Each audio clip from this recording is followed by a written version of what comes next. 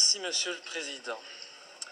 Messieurs les ministres, chers collègues, la Belgique est bien le pays du surréalisme. Ce matin, on apprend dans la presse que l'armée belge est incapable de lutter contre les quelques militaires extrémistes aux convictions islamistes radicales qui existent en son propre sein et qu'il est impossible de les licencier faute de moyens juridiques suffisants. Et par contre, dans un même temps, nous décidons d'aider la France dans sa lutte contre le terrorisme en lui apportant une aide logistique pour son opération au Mali. Que ne ferions-nous pas pour lutter contre le terrorisme en dehors de nos frontières? J'espère juste que nous aurons bien veillé à ne pas envoyer pour cette opération antiterroriste au Mali ces fameux soldats belges islamistes. Je le dis sous la forme de l'humour, mais ce qui se passe actuellement dans le monde ne me fait pas rire du tout.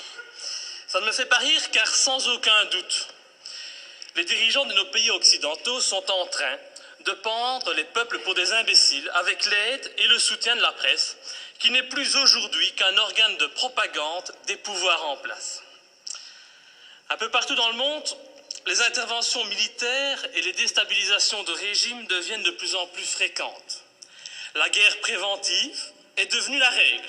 Et aujourd'hui, au nom de la démocratie ou de la lutte contre le terrorisme, nos États s'octroient le droit de violer la souveraineté de pays indépendants et de renverser des dirigeants légitimes. Il y a eu l'Irak et l'Afghanistan, ces guerres du mensonge américain, sont venues par la suite la Tunisie, l'Égypte, la Libye, où, grâce à vos décisions, notre pays a participé en première ligne à des crimes contre l'humanité pour renverser à chaque fois, des régimes progressistes et modérés et pour les remplacer par des régimes islamistes dont, et c'est quand même bizarre, la première volonté fut d'imposer la charia. Il en est de même actuellement en Syrie, où la Belgique finance honteusement l'armement des rebelles islamistes qui tentent de renverser Bachar al-Assad. Ainsi, en pleine crise économique, alors que de plus en plus de Belges ont des difficultés pour se loger, se nourrir, se chauffer ou se soigner, et oui, j'entends déjà le sale populiste que je suis, eh bien le ministre des Affaires étrangères, il a décidé d'offrir aux rebelles syriens 9 millions d'euros. Bien sûr, on est en train de nous faire croire que cet argent servira à des fins humanitaires, un mensonge de plus. Et comme vous le voyez, depuis des mois, notre pays ne fait que participer à la mise en place de régimes islamistes dans le nord de l'Afrique et au Moyen-Orient. Alors, quand on vient prétendre partir en guerre pour lutter contre le terrorisme au Mali, eh bien, j'ai bien envie de rire. C'est faux. Sous des apparences de bonnes actions, nous n'intervenons que pour défendre des intérêts financiers, dans une totale logique néocolonialiste. Il n'est véritablement pas cohérent de partir aider la France au Mali au nom de la lutte contre le terrorisme islamiste, lorsqu'au même moment, on soutient en Syrie le renversement de Bachar al-Assad par des rebelles islamistes qui souhaitent imposer la charia, comme c'est déjà le cas en Tunisie ou en Libye. Et il faut vraiment arrêter de nous mentir et de prendre les gens pour des imbéciles. Le temps est au contraire venu pour dire la vérité. En armant les rebelles islamistes comme les Occidentaux ont auparavant armé Oussama Ben Laden, cet ami des Américains avant qu'ils ne se retournent contre lui, eh bien les pays occidentaux en profitent pour implanter dans les nouveaux pays conquis des bases militaires tout en favorisant leurs entreprises nationales. Tout est donc stratégique. En Irak, nos alliés américains ont mis la main sur les richesses pétrolières du pays. En Afghanistan, ce fut sur l'opium et la drogue, toujours très utiles, pour se faire beaucoup d'argent assez rapidement. En Libye, en Tunisie, en Égypte ou encore en Syrie, le but fut et est encore actuellement de renverser les pouvoirs modérés pour les remplacer par des pouvoirs islamistes qui très rapidement deviendront gênants et que nous attaquerons sans vergogne sous prétexte de lutter, à ce moment-là encore, contre le terrorisme ou de protéger Israël.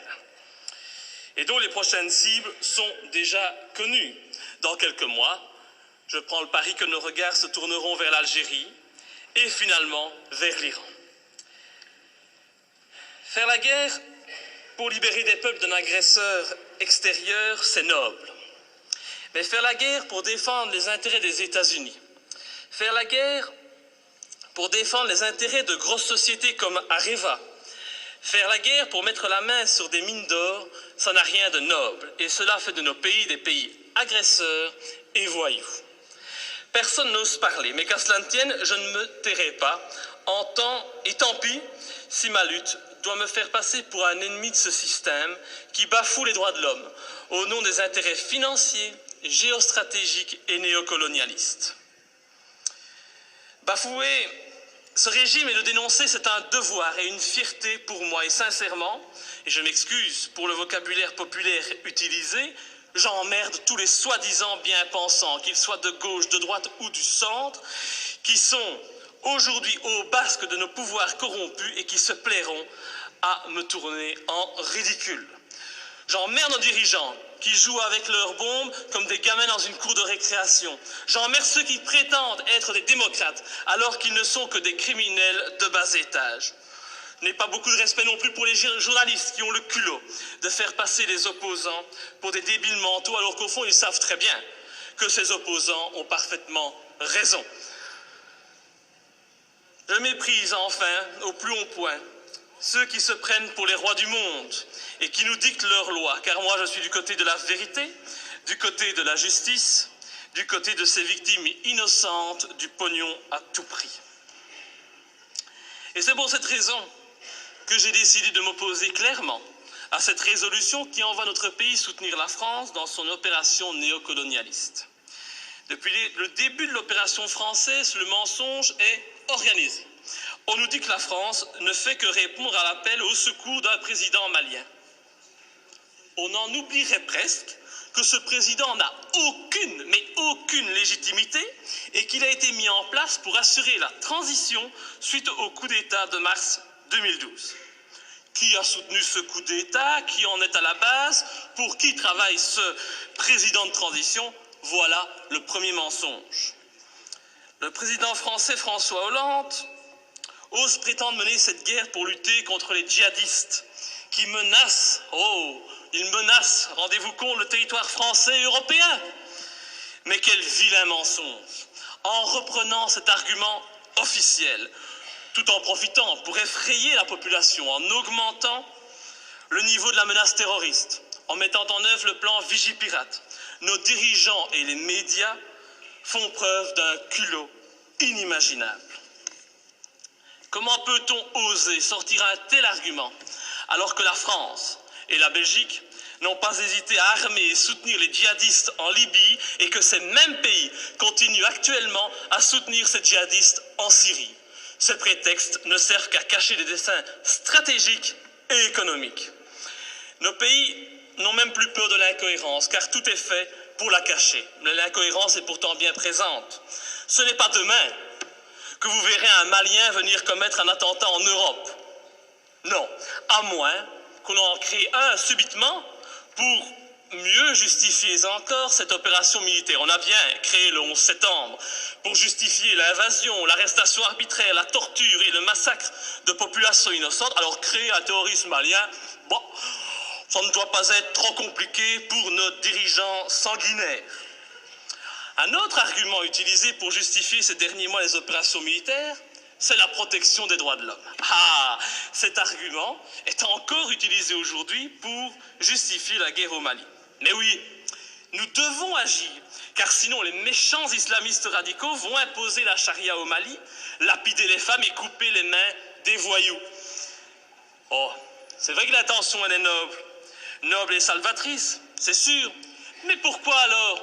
Mais pourquoi, bon Dieu, nos pays ont-ils alors participé à l'accession au pouvoir en Tunisie et en Libye d'islamistes qui ont décidé d'appliquer cette charia dans ces pays qui étaient, il n'y a pas si longtemps de cela encore, modernes et progressistes? Je vous invite à demander aux jeunes Tunisiens qui sont à la base de la révolution de Tunisie s'ils sont heureux de leur situation actuelle. Tout cela, c'est de l'hypocrisie. L'objectif de cette guerre au Mali est très clair. Et puisqu'on n'en parle pas, je vais en parler. L'objectif, c'est de lutter contre la Chine et permettre à notre allié américain de maintenir sa présence en Afrique et au Moyen-Orient. C'est cela qui guide ces opérations néocolonialistes.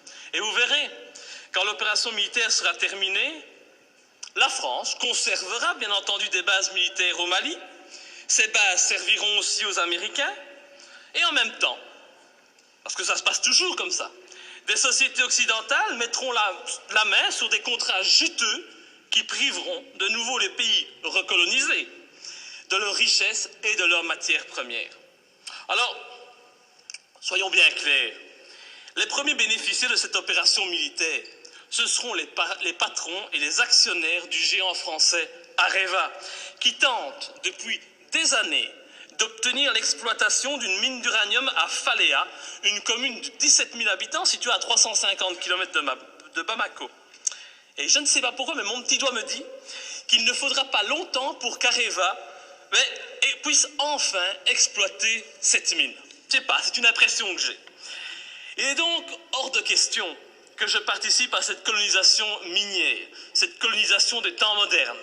Et pour ceux qui doutent de mes arguments, je les invite sincèrement à se renseigner sur les richesses du Mali. Le Mali est un grand producteur d'or, mais depuis peu, il a été désigné, comme étant un pays qui offre un environnement de classe mondiale pour l'exploitation d'uranium. Mais comme c'est bizarre, un pas de plus vers une guerre contre l'Iran, c'est une évidence. Pour toute cette raison, et afin de ne pas tomber dans les pièges du mensonge que l'on nous tend, j'ai décidé de ne pas soutenir cette intervention au Mali. Je voterai donc contre.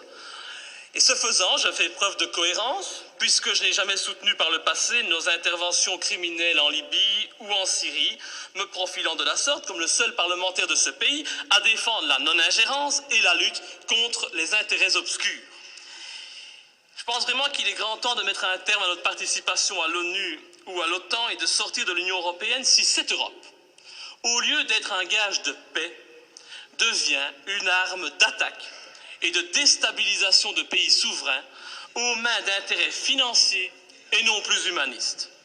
Enfin, je ne peux qu'encourager notre gouvernement à rappeler au président Hollande les obligations qui résultent de la Convention de Genève en matière de respect des prisonniers de guerre.